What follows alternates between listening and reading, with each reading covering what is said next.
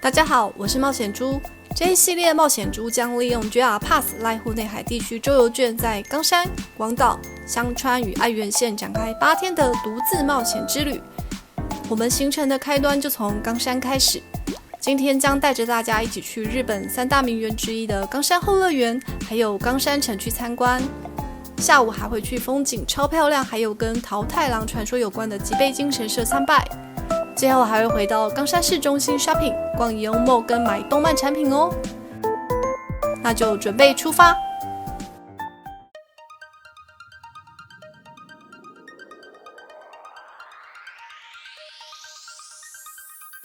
我们现在在冈山车站的东口，冈山的交通很方便，所以这几天我都会住在冈山车站旁边的饭店。那我们先来拍一张最有名的桃太郎像。然后我们要前往冈山后乐园，就在1号公车站这里搭乘，大概搭乘15分钟就会到。影片最后我会将交通方式，还有我在冈山住的饭店资料提供给大家。我是买冈山后乐园加冈山城2个景点都可以参观的共通券，现在的价格是720元日币，不知道还会不会再涨价。我刚刚有先拿免费的地图，冈山后乐园其实蛮大的，有地图对照比较能够知道现在在哪一个景点。那我们现在就一边逛一边对照着地图来欣赏冈山后乐园的几个著名景点。冈山后乐园拥有盛名为全日本最美3大庭园的其中之一，是江户时代16世纪的时候冈山藩的第6代当家池田刚正所建造的。为了要招待宾客，并且他自己也可以在这边欣赏休憩，所以就在冈山城的旁边建造了面积达14万平方公尺的日式庭园。老实说，其实我自己个人对日式庭园是没有特别喜欢，但冈山后乐园呢，把江户时代的日式庭园艺术完整保留下来，所以有机会来这边培养一下艺术的气质也是很不错的。眼前的维新山是池田刚正的儿子池田纪正想要让整个庭园变得更加立体所特别设计建造的。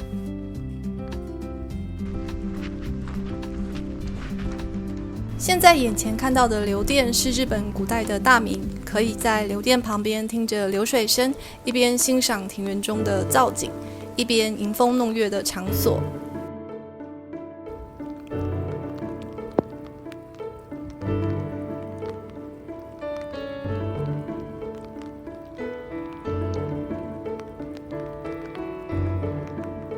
后乐园里面种有各式的花卉，眼前的茶梅有170株。我来的时候很不巧，梅花都已经凋零了，很可惜都没有看到。我来后乐园的时间是3月底，今年刚好樱花又很晚才开，也没看到，不然园内种有280棵的吉野樱，盛开时应该很漂亮才是。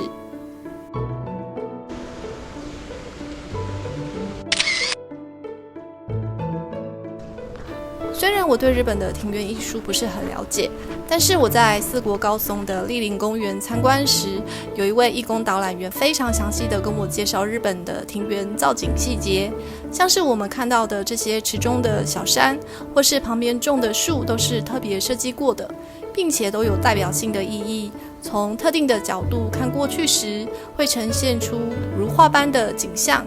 甚至种的树与草皮都需要专人定期修剪维护，这些植物都非常的昂贵。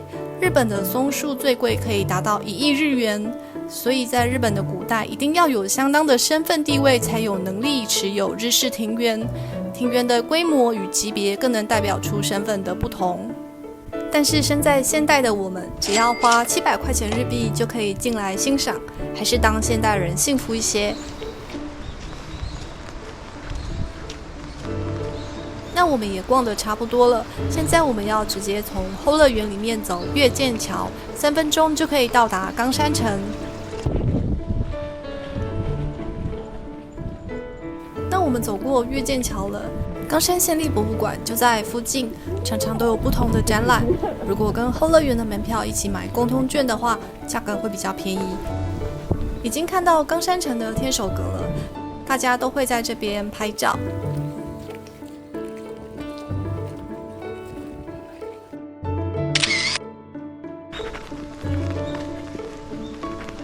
走进城内后，马上就会出现一个历史遗迹。看板上描述这个石墙非常珍贵，是400多年前宇喜多家建造的城墙遗迹，完全没有经过加工，岩石本身呈现70度的斜角，在日本国内也非常的罕见。那我们就准备进入天守阁内参观啦。天守阁内是以博物馆的方式呈现，每一层楼都有不一样的展示物品。这些都是冈山城屋顶的装饰，刻有藩主家的家纹，还有金虎装饰。现在的冈山城是2战被烧掉后才又重建的，原本冈山城有多达60个房间之多。冈山城其实经历过3个不同的战国武将家族统治过，而且它还是跟日本有名的关原之战有关系的城堡之一哦。第1代的城主是宇喜多直家，受封了冈山这块土地后，第2代的宇喜多秀家建造了冈山城。宇喜多秀家在丰臣秀吉死后，代表了丰臣家参加了日本历史上有名的关原之战。后来因为叛徒小早川秀秋的叛变，宇喜多因此战败逃亡，小早川也就获得了冈山城。但是小早川入主冈山城后不到2年就病死，因此德川又把冈山重新受封给了池田家。后来进入了和平的江户时代后，池田家也就从此过着幸福美满的日子。只能说不论在哪个年代，有时候能力不是最重要的，跟对老板才是真的。我们再来看看城内其他的展示。这只虎面鱼身的金虎是战国时代的吉祥物。博物馆内会不定期展览不同的文物，现在看到的是日本传统人偶展览，应该是女儿节的关系吧。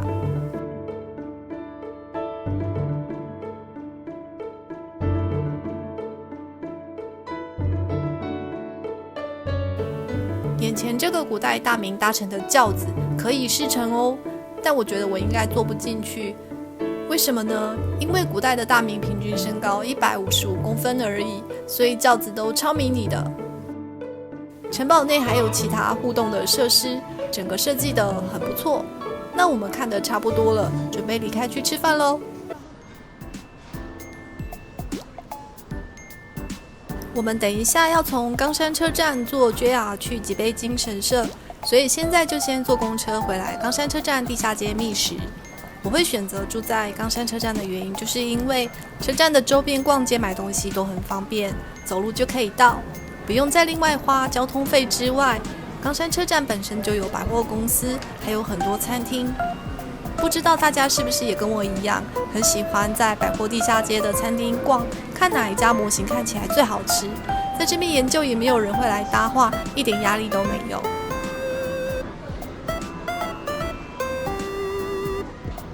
最后我决定要吃这间连锁店天妇罗海老之家的天妇罗海老冻，真的很好吃。吃饱准备出发坐 JR 去。我们到达 JR 吉备津站了，因为我有买这张 JR 濑户内海地区铁路周游券，所以呢，只要 JR 的铁道刷这张就可以哦。这张周游券真的很方便。那我们就前往吉备津神社吧，走10分钟就可以到。吉备津神社附近这一带还蛮清幽的，几乎没看到什么大型建筑物。其实这附近有另外一间吉备津彦神社，一样坐 JR 到备前一宫站就可以抵达。2间神社祭祀的主神都是桃太郎本人。桃太郎的本名呢叫做吉备津彦命，是第10代冲绳天皇的亲戚，也是一位大将军。大家常常会把这2间神社弄错，这2间神社都很漂亮，各有各的好。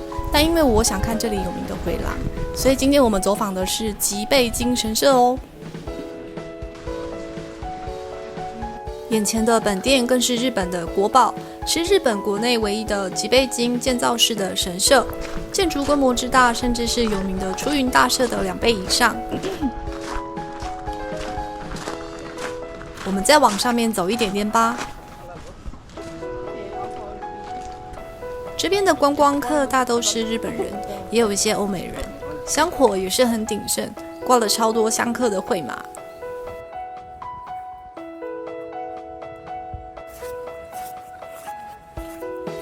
刚刚刚我们有稍微提到，这里祭拜的主神是吉备津彦命，他也就是桃太郎本人。桃太郎打鬼的故事就是在古代吉备国这个地方流传开来的。其实，在古代日本并不是每个地方都愿意服从天皇政权下的大和朝廷，所以天皇派出去的军队讨伐当地的首领也是家常便饭的事情。只是吉备国这里的首领比较顽强，在故事里面变成了无恶不作的鬼。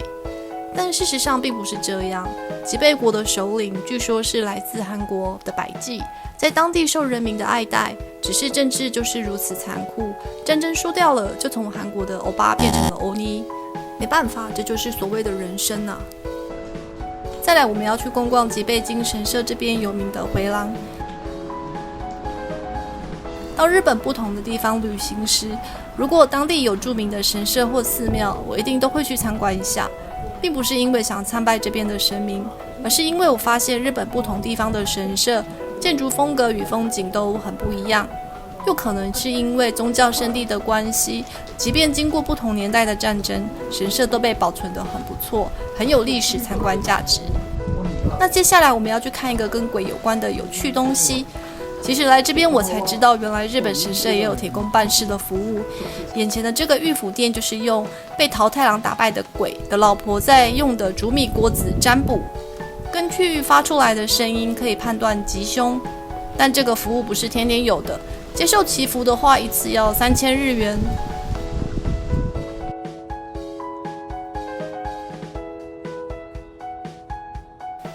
我们差不多该回去逛逛街采购一下了，准备做JR吧。等一下要介绍一下冈山车站的周边逛街圣地给大家认识一下。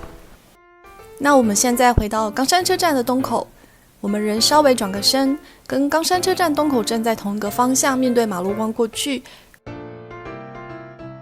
就会看到左边有大家都很喜欢逛的 Big Camera， 右边更前面一点的位置有高岛屋。好，那准备往车站的右前方位置走，只要右转走大概3分钟，很快就会看到一整栋的唐吉诃德。唐吉诃德的顶楼就是卖动漫产品的安利美特。沿着同一条路再往前走1分钟的转角口就是宜用mall，所有可以买东西的地点都在冈山车站东口，方圆300公尺内，很方便吧？那我们的第一站就是唐吉诃德楼上的安利美特。一进去店里面，门口摆的都是当红的动漫作品与周边。芙莉莲这本画册我想了很久，最后还是没买。如果有在看日本原版漫画跟轻小说的朋友，真的可以在日本的安利美特下手多买一点，价格至少是台湾的1半以上，而且不同种类作品的分类都很清楚，当红作品绝对摆在你马上能看到的地方。这间安利美特的东西算很多，比福冈跟高松那间的场地更大。这个福袋我有买3000元的那袋，但是里面大概有90%的东西都是我不需要的，但还算蛮超值的啦。动漫周边产品也很齐全，但是安利美特这边的都是新品，单价也稍微高一点点。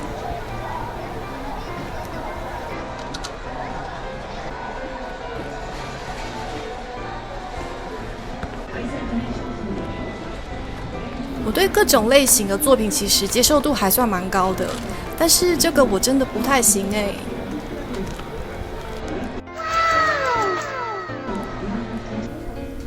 安利美特的旁边就是拉信榜，我看到大部分的日本人都在那边找周边，因为这里有很多的二手商品，价格也便宜非常多。想要买周边的话，可以先去拉信榜找找，没看到喜欢的再去安利美特买哦。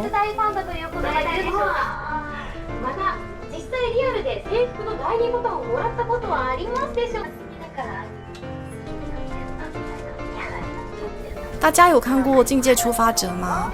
这部真的很好看，是非常注重细节跟剧情架构的作品，但是现在也有点在拖戏了。